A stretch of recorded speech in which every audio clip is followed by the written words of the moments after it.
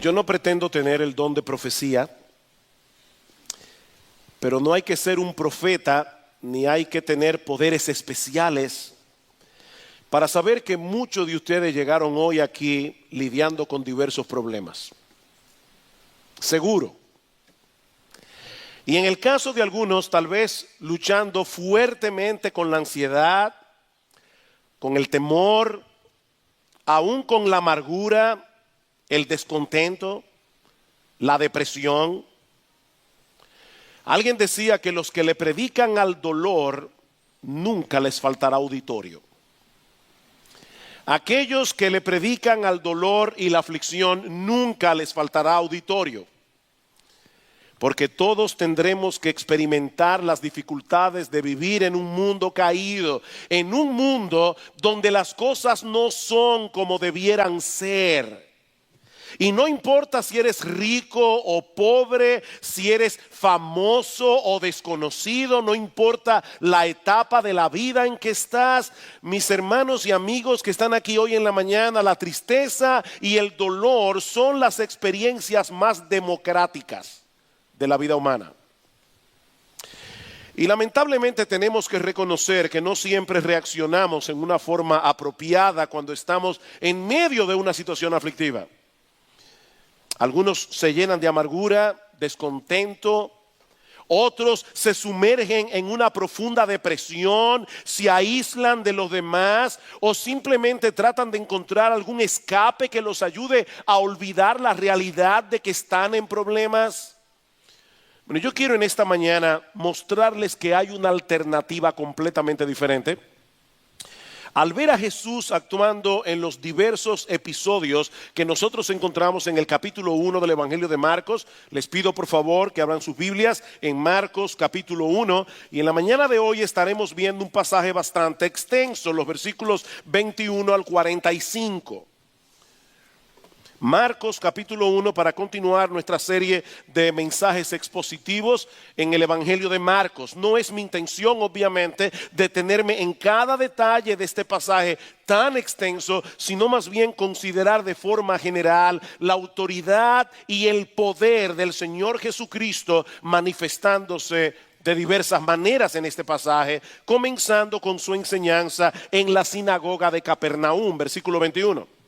Y entraron en Capernaum y los días de reposo entrando en la sinagoga enseñaba. Y se admiraban de su doctrina porque les enseñaba como quien tiene autoridad y no como los escribas. Capernaum era un puerto marítimo en el noroeste de Galilea, en donde el Señor estableció por lo menos durante un tiempo su cuartel general durante su ministerio en esta región. Tanto así que Mateo se refiere a Capernaum en una ocasión como la ciudad del Señor, Mateo 9:1. Como vimos en el mensaje anterior, el Señor acaba de reclutar a 2 pares de hermanos como sus primeros discípulos. ¿Recuerdan quiénes eran? Pedro y Andrés, Juan y Jacobo. Y dice en el versículo 21 que todos ellos se fueron a Capernaum, y ahora voy a leer de la versión de las Américas. Dice, e inmediatamente que llegó el sábado, entró en la sinagoga y comenzó a enseñar. ¿Y qué era la sinagoga? Bueno, era el lugar donde los judíos se reunían, aquellos que vivían fuera de la ciudad de Jerusalén, que era donde estaba el templo, para adorar y estudiar las escrituras en el día de reposo, es decir, en el día sábado. En el resto de la semana las sinagogas funcionaban como escuelas o como tribunales donde se juzgaban los casos menores. Y el culto en la sinagoga en el día sábado era muy similar al de las iglesias cristianas en el día de hoy. Luego de la lectura de las escrituras, el líder de la sinagoga seleccionaba una persona calificada, no tenía que ser un sacerdote, no tenía que ser un rabino necesariamente, podía ser un laico que enseñara el contenido del pasaje que se acababa de leer. Y en la providencia del Señor, ese día, el líder de la sinagoga escoge a Jesús. Nosotros no sabemos cuál fue el contenido de sus enseñanzas, Marcos no lo revela, pero él sí resalta la reacción que la enseñanza de Cristo provocó. Versículo 22, otra vez, se admiraban de su doctrina. Se admiraban de su doctrina. Esta palabra transmite la idea de ese tipo de asombro que sacude a las personas, ese asombro que las saca de su estado normal. ¿Alguna vez han tenido una impresión así? Que usted no sabe qué pensar ni qué decir. La gente estaba atónita, sobrecogida, boquiabierta, confundida, porque nunca en su vida habían escuchado a nadie enseñar las escrituras de esa forma. Marcos dice que él enseñaba como quien tiene autoridad. Y añade esta nota, no como los escribas eran los profesionales intérpretes de la ley. Los escribas tenían una autoridad de segunda mano. Ellos basaban su enseñanza en la enseñanza de otros rabinos o de otros escribas a los que citaban constantemente. Esto dice el rabino tal o esto dice el escriba tal. Pero Jesús era un maestro diferente. Él hablaba con la plena convicción de que sus palabras eran las palabras de Dios mismo. ¿Recuerdan ustedes el Sermón del Monte? Oísteis que fue dicho, pero yo os digo. Esto es lo que los rabinos les han enseñado hasta ahora acerca de este texto. Pero yo les traigo la interpretación correcta de las Escrituras. Yo les traigo la única interpretación que tiene validez. Ahora imagínense la reacción de los escribas al escuchar las enseñanzas de Jesús y al percibir la reacción de la gente. Estos hombres eran la élite religiosa de Israel. Ellos eran los maestros de las escrituras por excelencia, aquellos que las personas escuchaban con respeto y con admiración hasta que llegó Jesús. Un hombre que ni siquiera había sido entrenado por ellos para ser un intérprete profesional de la Biblia. Pero si la gente estaba en shock escuchando a Jesús hablar, lo que sucedió después le puso la tapa al pomo, y eso nos lleva a nuestro segundo encabezado, la autoridad y el poder de Jesús sobre los demonios. Versículo 23. Pero había en la sinagoga de ellos un hombre con espíritu inmundo, un endemoniado, que dio voces diciendo: ¿qué tienes con nosotros, Jesús Nazareno? ¿Has venido para destruirnos? Sé quién eres, el Santo de Dios. Ese día había un hombre endemoniado en la sinagoga de Capernaum, es decir, de Satanás. Pero casi era una sinagoga de Satanás. En la sinagoga de Capernaum había una persona endemoniada. Hermanos, una iglesia o un lugar de adoración es el último lugar donde esperaríamos, ¿verdad?, encontrar una persona endemoniada. No necesariamente. El diablo tiene sus secuaces y los tiene en todas partes. Así que este hombre fue a la sinagoga ese sábado. Probablemente había estado allí antes, pero no pudo soportar las enseñanzas de Jesús. ¿Quién sabe cuántas veces este individuo había visitado la sinagoga sin que nada le hubiera molestado? Pero ese día fue completamente diferente porque era Jesús el que estaba enseñando las escrituras. ¿Saben una cosa, mis hermanos? Al diablo le tiene sin cuidado lo que ocurre en muchas iglesias los domingos en el día de hoy. Sin cuidado. Siempre que el predicador hable de Dios en sentido general y cite las escrituras fuera de contexto, o sin confrontar a las personas con su pecado y presentarles a Cristo como el único sustituto de los pecadores que murió en la cruz en nuestro lugar, Satanás estará contento. Mientras eso no se haga, él estará contento. Mis hermanos, a él no le importa que la gente sea religiosa, siempre que no vengan a Cristo en arrepentimiento y fe. Pero ese día en la sinagoga de Capernaum, este demonio sabía que estaba en problemas. Cuando él empezó a escuchar a Jesús, yo me imagino, este es distinto.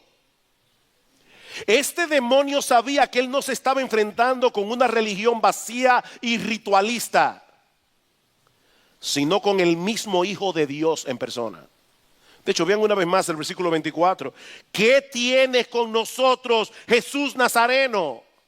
¿Has venido para destruirnos? Yo sé quién eres, el Santo de Dios. ¿Saben una cosa, mis hermanos? Este demonio tenía muy buena teología. Muy buena teología. Él sabía que Jesús era 100% humano y 100% divino.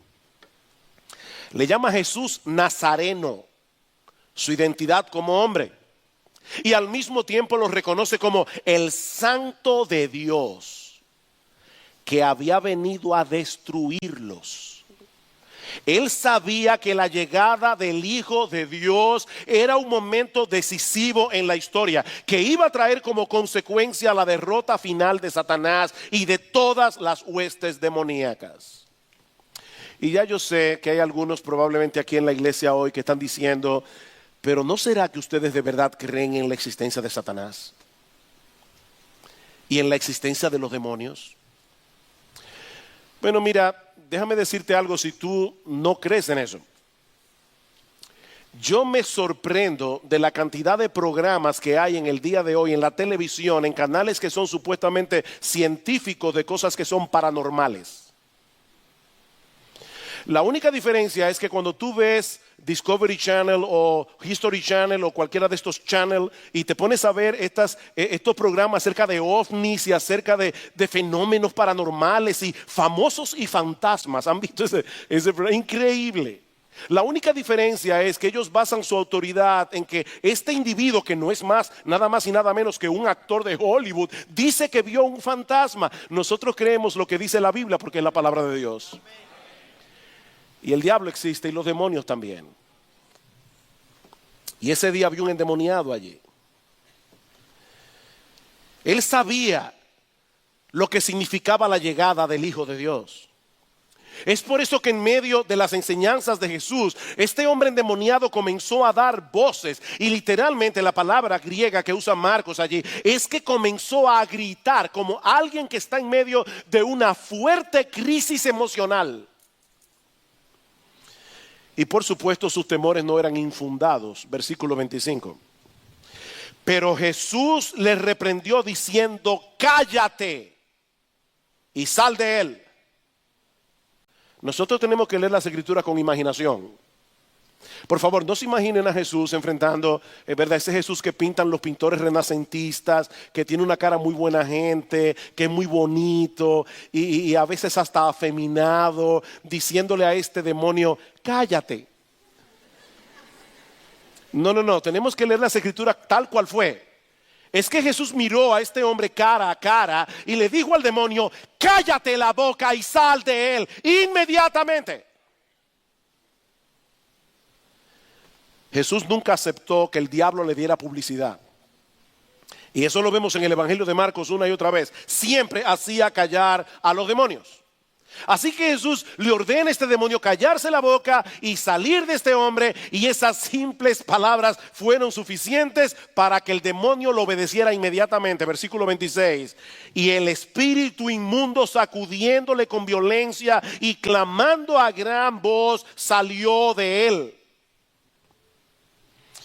Los demonios reconocen quién es Jesús y obedecen a Jesús, a pesar de que lo aborrecen con todas las fibras de su ser. Ellos no tienen más opción que obedecerles. Y mis hermanos, lo que yo quiero poner en vuestras mentes y en vuestros corazones en esta mañana es que ese es el Salvador en quien descansa nuestra salvación. Ese es nuestro Salvador, el mismo que decidió voluntariamente poner a un lado su poder y su autoridad para morir por nosotros en la cruz del Calvario. Y de nuevo, Marcos quiere que nosotros veamos la reacción que esto provoca en la gente. Versículo 28. 27. Y todos se asombraron de tal manera que discutían entre sí diciendo: ¿qué es esto? En una manera instintiva cada uno de ellos comenzó a hablar con su vecino: ¿pero qué es esto? ¿Qué nueva doctrina es esta que con autoridad manda aún a los espíritus inmundos y le obedecen? Y muy pronto se difundió su fama por toda la provincia alrededor de Galilea. Los judíos estaban familiarizados hasta cierto punto con la práctica del exorcismo, el sacar fuera demonios. Pero las personas que pretendían hacer ese tipo de cosas usaban fórmulas y encantamientos para expulsar a los demonios supuestamente. Pero eso no fue lo que hizo Jesús. Eso no fue lo que hizo Jesús. Él simplemente mandó y el demonio obedeció. Cállate y sal de él. Así de sencillo. La palabra que sale de su boca fue la misma que creó y sostiene el universo, a la que ni siquiera los demonios se pueden resistir. ¿Ustedes recuerdan aquel episodio que se narra en los evangelios de Mateo y de Lucas? No aparece en Marcos. De un centurión que le pidió a Jesús que sanara a su criado, a uno de sus criados que estaba gravemente enfermo. Los centuriones eran comandantes del ejército romano que tenían bajo su cuidado, bajo su mando, una centuria. Y una centuria estaba compuesta por 80 soldados. Y este centurión, este hombre de autoridad, viene a Jesús y le pide que sane a su criado. Jesús le dice: yo iré y le sanaré.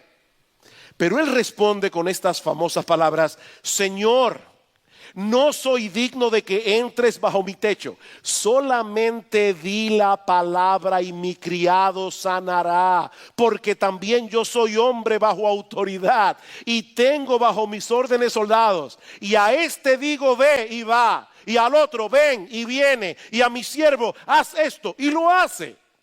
¿Saben lo que este hombre le está diciendo a Cristo? Señor, tú tienes autoridad sobre todas las criaturas, sobre todos los elementos del universo. Cuando tú das una orden, toda la creación te obedece, así como cualquiera de mis soldados o cualquiera de mis criados responde a las órdenes que yo doy. Nada ni nadie puede resistir tu voz de autoridad.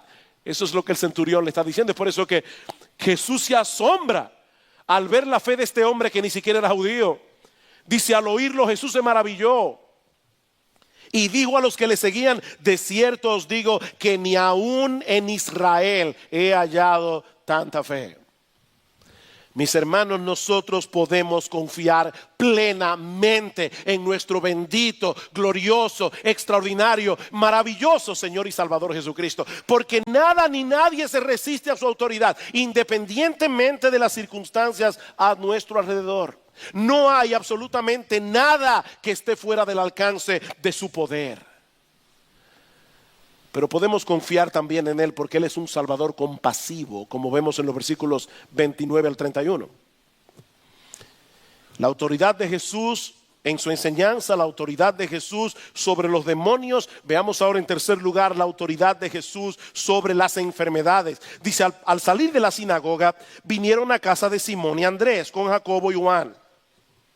Y la suegra de Simón estaba acostada con fiebre.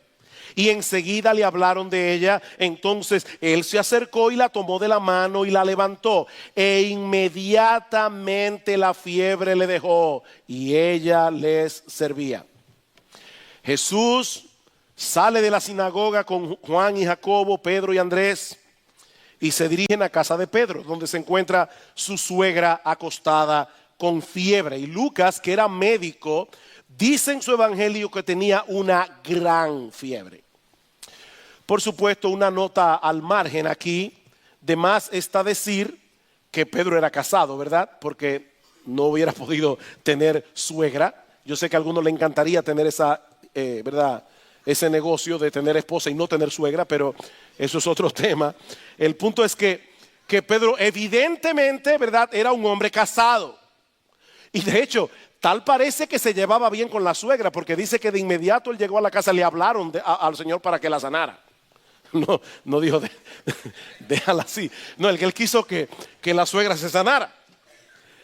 Y hermanos, de nuevo es sorprendente la sencillez con que Marcos narra este milagro de sanidad. A mí me sorprende. Si fuéramos nosotros escribiendo esta historia, nos encantaría añadir detalles que hicieran esto bien sorprendente. Pero Marcos lo dice con tal sencillez. Dice que Jesús la tomó de la mano, la levantó y de inmediato le dejó la fiebre y ella les servía.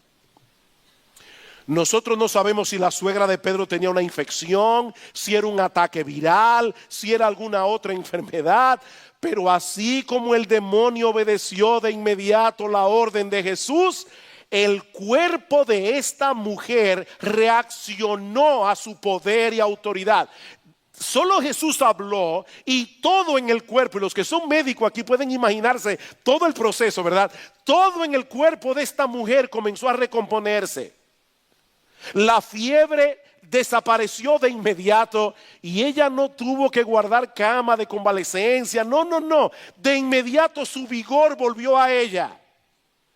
De una vez se levantó de la cama y comenzó a servirle. ¿Cuándo fue la última vez que tú tuviste fiebre? ¿Tú recuerdas cuando la fiebre se va, que uno queda apaleado?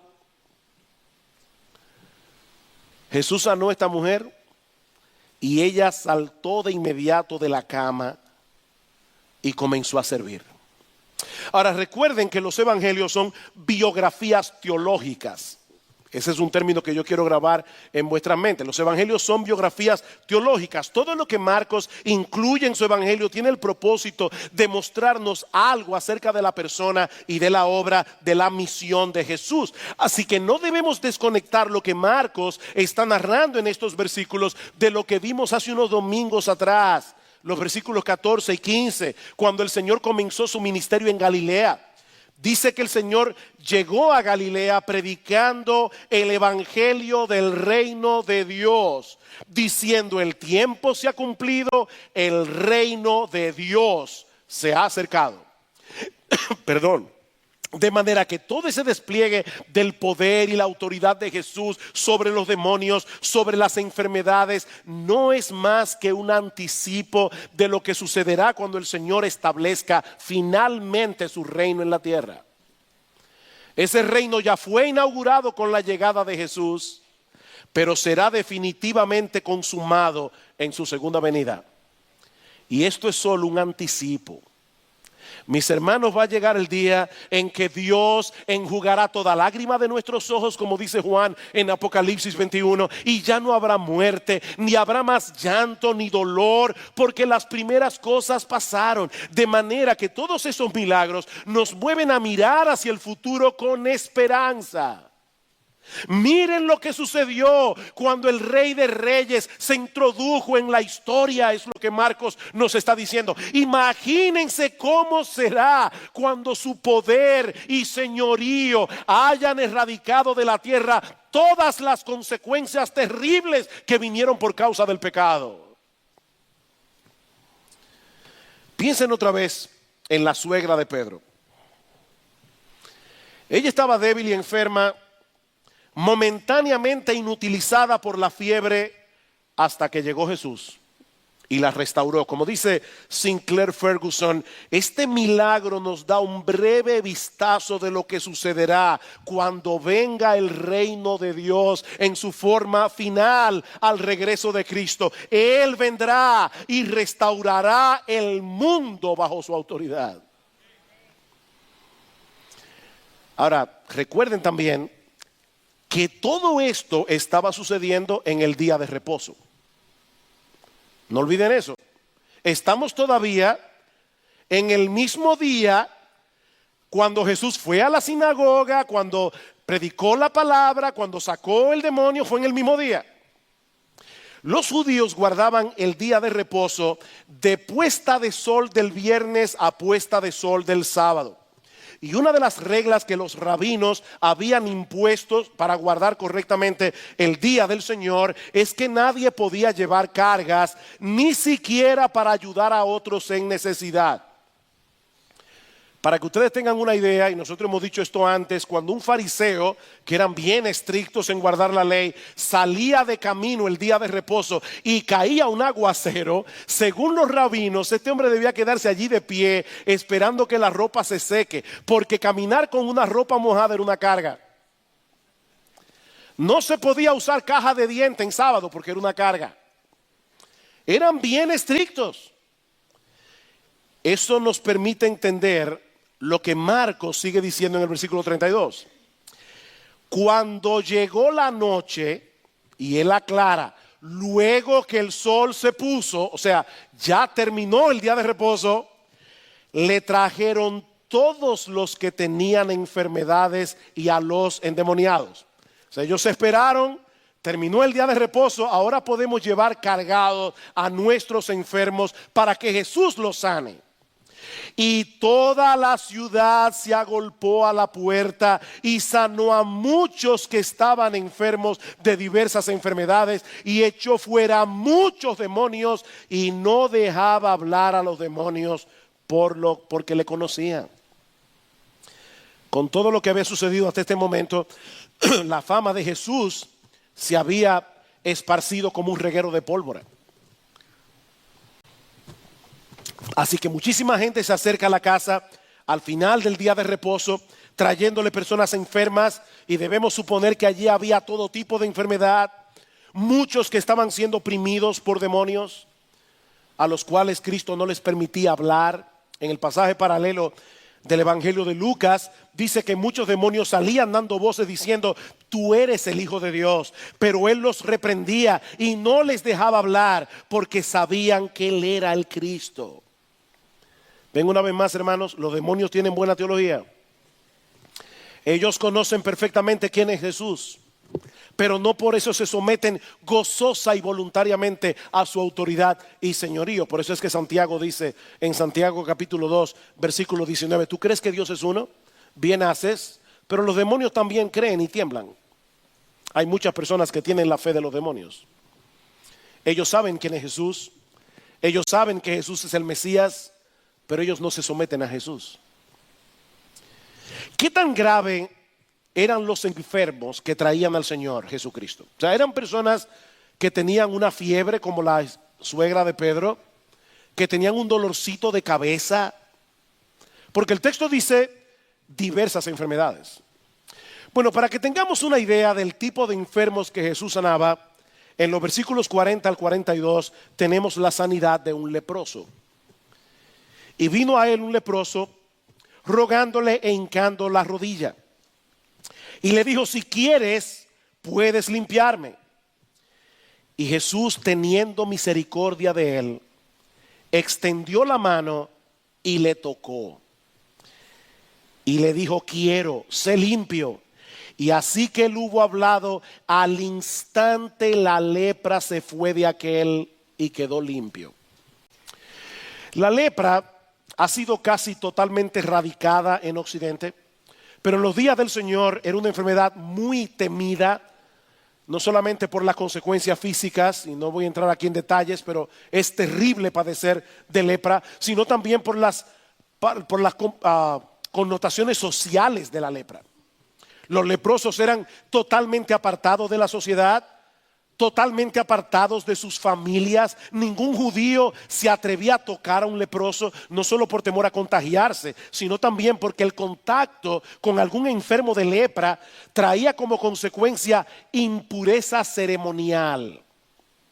Eso quiere decir que por cierto tiempo esa persona que había tocado al leproso no podía participar de las ceremonias religiosas en el templo, y eso puede explicar cómo fue que en medio de este gentío alrededor de Jesús, el leproso pudo llegar hasta él.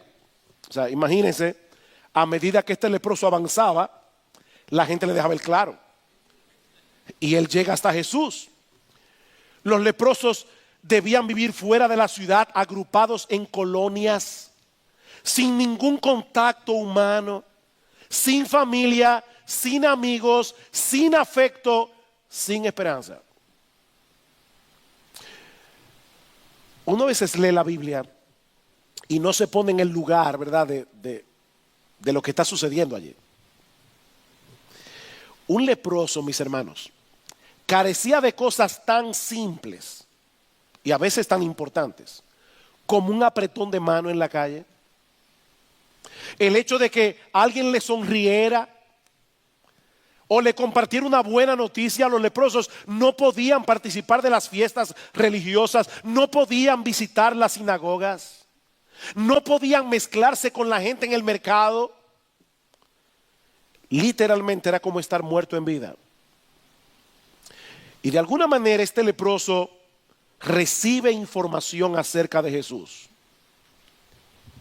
Y él estaba completamente convencido de que el Señor era capaz de sanarlo, a pesar de que su lepra era muy avanzada. Lucas, otra vez, que era médico, dice en su evangelio que él estaba lleno de lepra.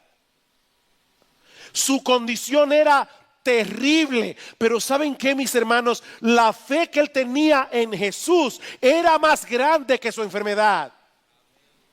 Versículo 40, Señor, si quieres, puedes limpiarme. Si quieres, puedes limpiarme.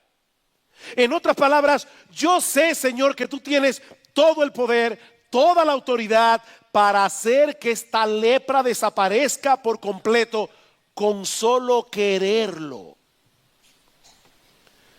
Tu voluntad y tu decisión son suficientes para que yo quede sanado.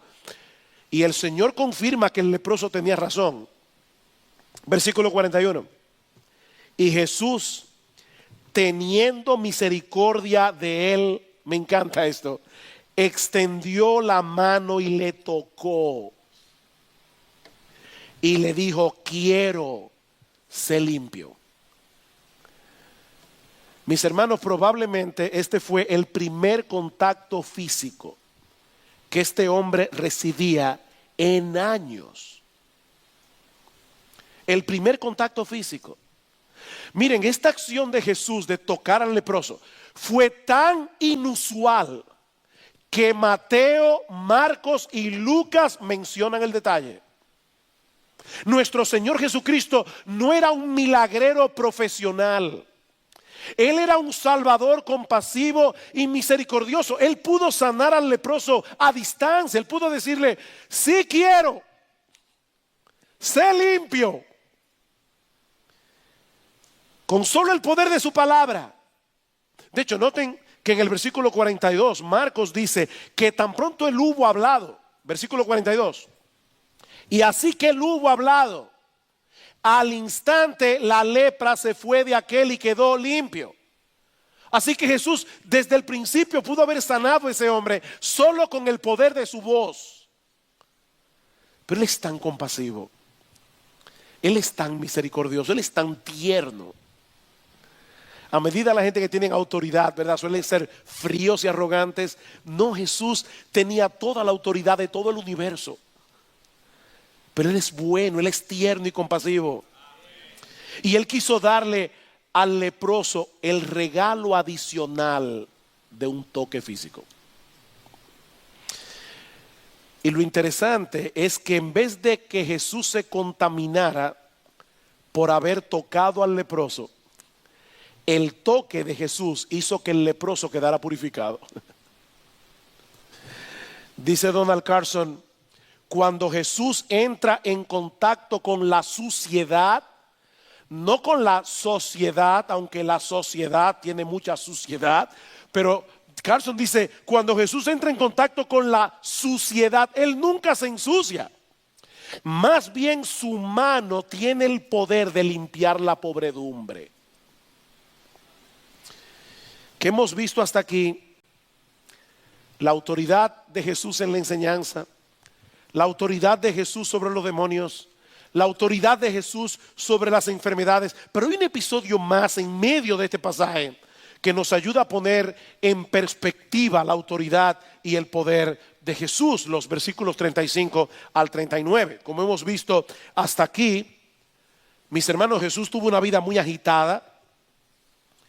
Lo que el Señor hacía en un solo día, probablemente a muchos de nosotros nos tomaría una semana. No porque él era un superhombre, sino porque él tenía una perspectiva muy clara de la misión que su padre le había encomendado. Mis hermanos, nunca debemos olvidar que la naturaleza humana de Jesús era tan humana como la tuya y como la mía, excepto que él no tenía pecado, como nos recordaba Jerry Bridges la semana pasada. Así que él se cansaba, igual que tú y que yo. Por favor, hermanos, no se imaginen a Jesús como una especie de Superman.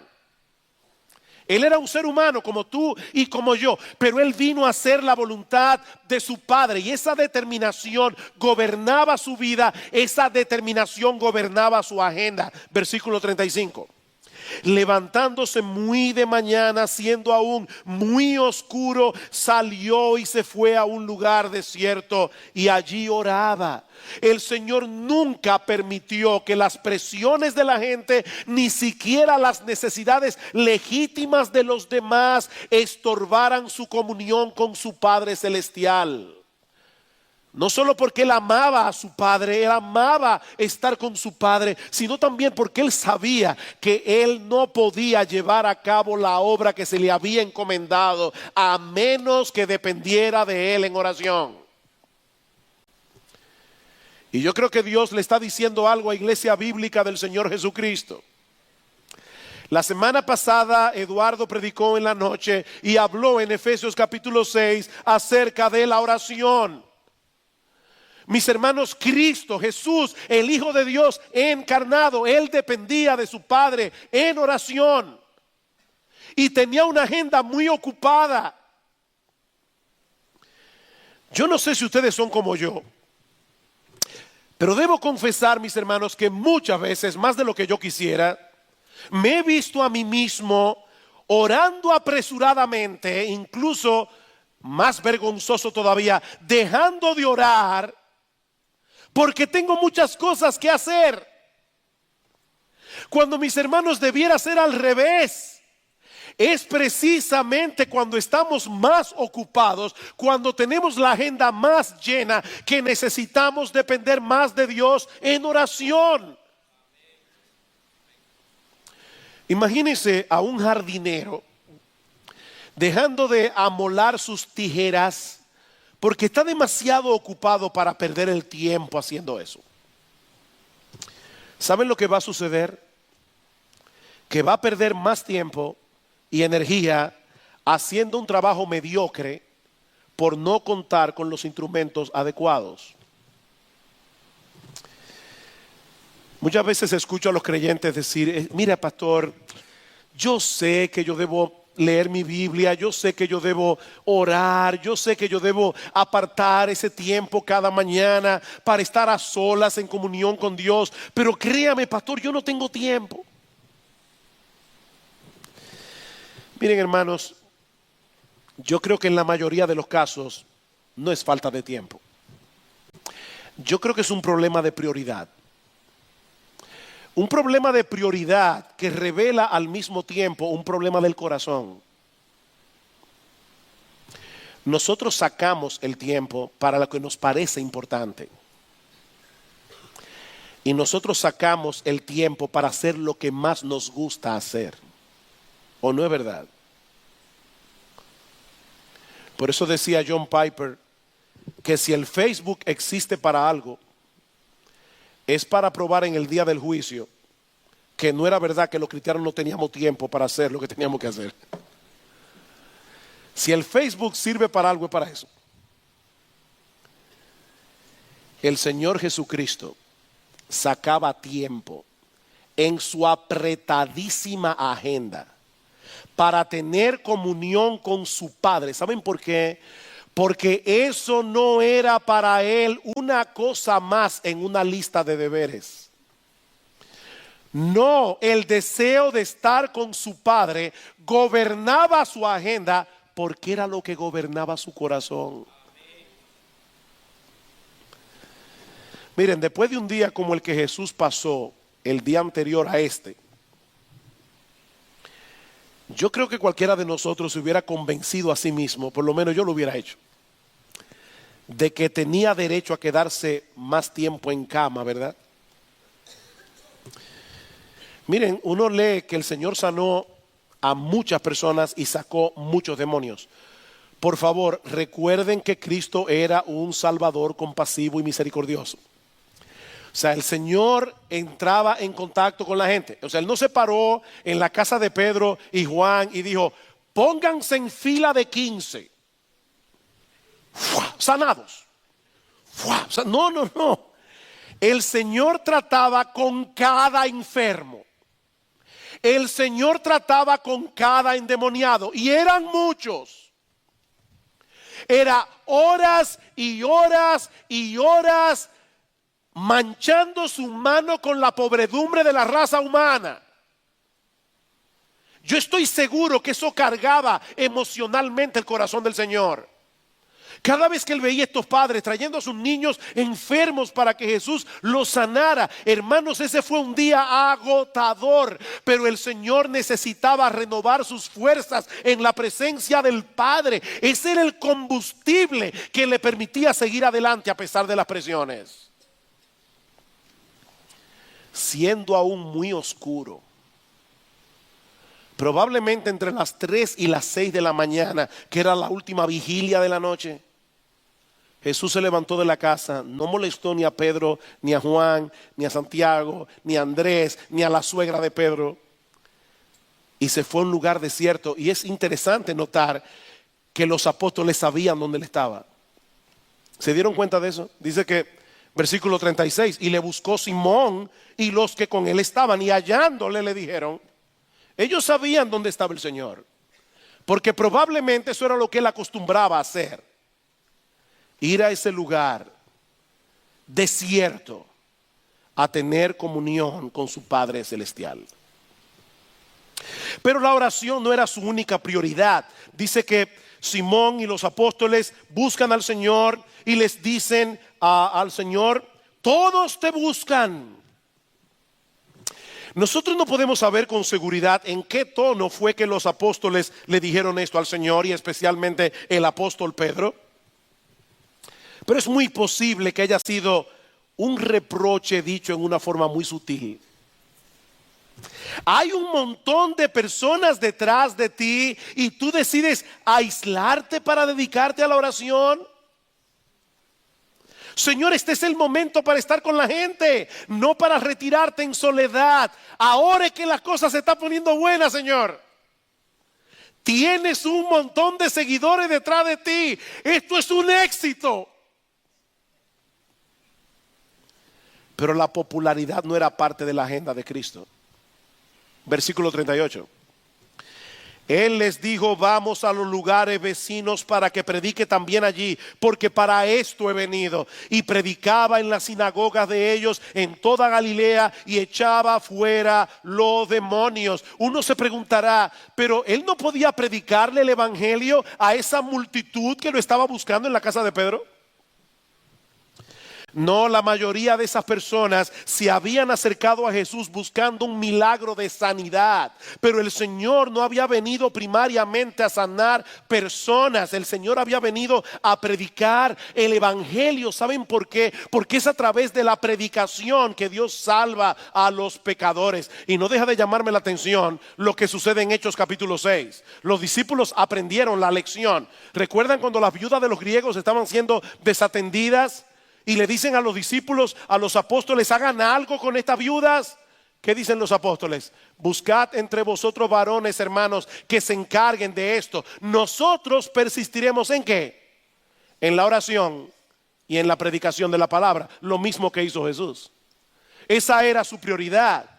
De hecho, es muy probable que una de las razones por las que Cristo le encargó rigurosamente al leproso que no le contara a nadie lo que le había ocurrido, era porque él no quería que la gente lo siguiera por motivos equivocados.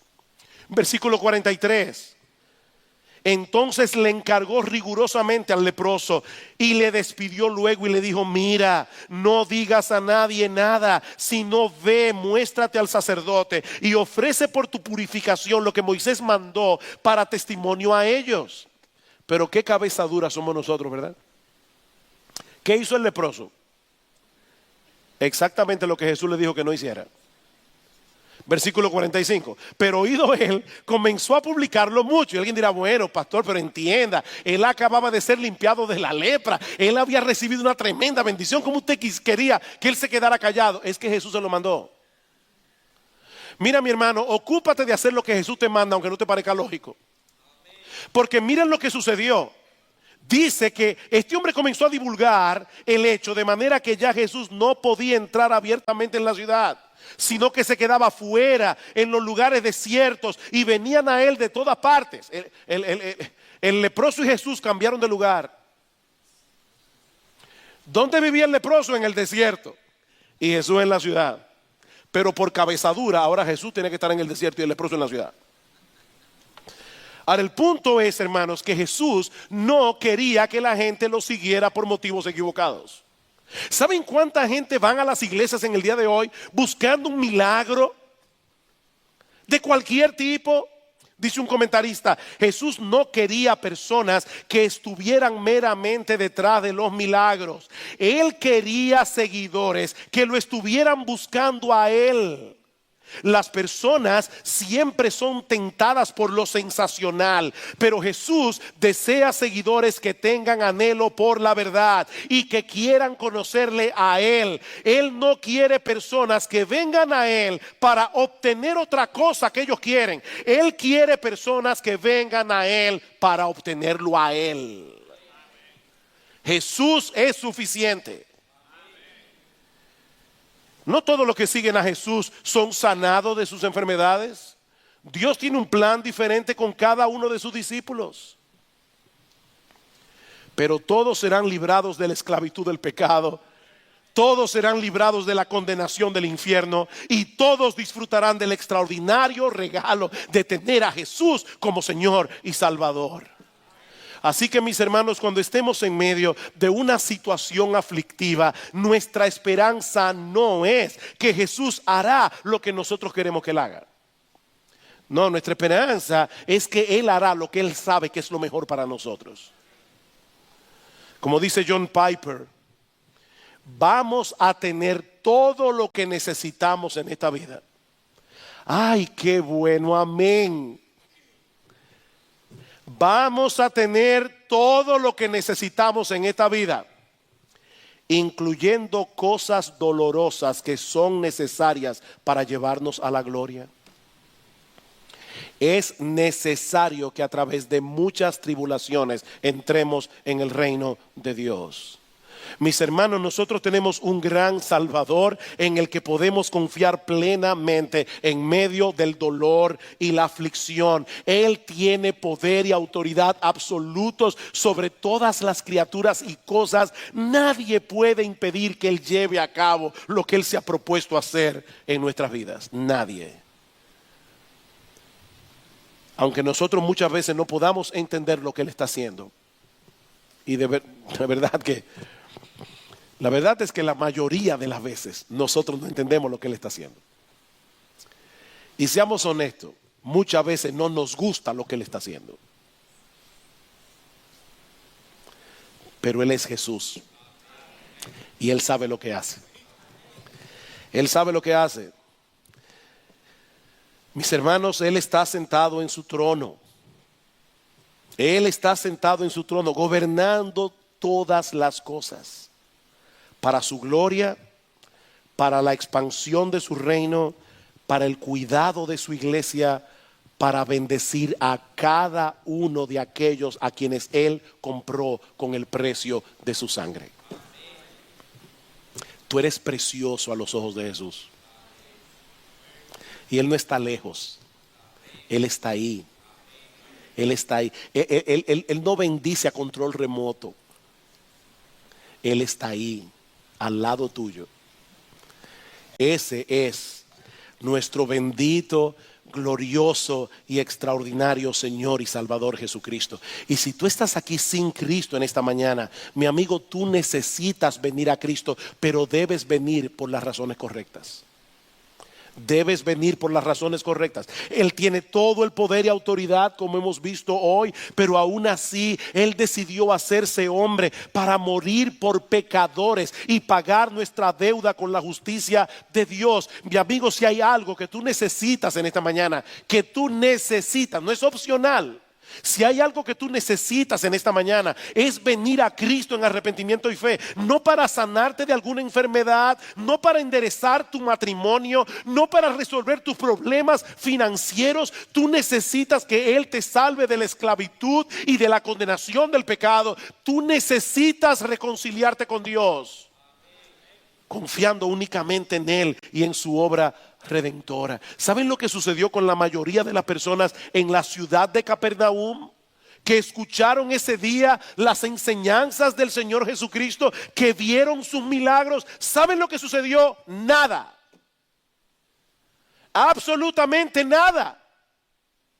Ellos siguieron con sus vidas como si nada hubiera pasado. De hecho, más adelante Jesús va a decir: Capernaum, Capernaum, que hasta el cielo fuiste levantada, hasta el Hades serás abatida. Porque si en Tiro y en Sidón se hubieran hecho los milagros que en ti se hicieron, hace tiempo que se habrían arrepentido en silicio y en ceniza, pero ellos siguieron siendo indiferentes.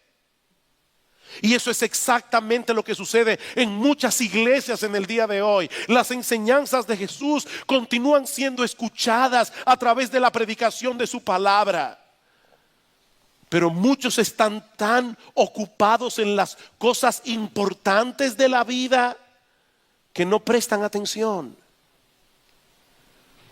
Mañana vuelven a sus afanes y el impacto de la palabra de Dios en sus corazones se desvanece. Pero mi amigo, eso no tiene que ser así. Mi amigo, eso no tiene que ser así. Ven a Cristo y ven ahora. Pastor, ¿qué hago? Allí donde estás sentado, pídele a Jesús que te salve, pídele que perdone tus pecados, pídele que transforme tu corazón, aún pídele que te dé arrepentimiento y fe. Señor, mi corazón está duro, por favor dame tú arrepentimiento y fe, porque dice la Escritura que Él es un gran Salvador que puede darle a su pueblo arrepentimiento y perdón de pecados. Pídeselo a Jesús, pídele que te salve. Él sigue siendo un Salvador poderoso y compasivo, y Él ha prometido no desechar a nadie que venga a Él clamando por misericordia y perdón. Nadie será desechado. Ven a Cristo y ven ahora. Todos tus pecados serán perdonados. Y hoy, Él te dará gratis, de pura gracia, el don de la vida eterna.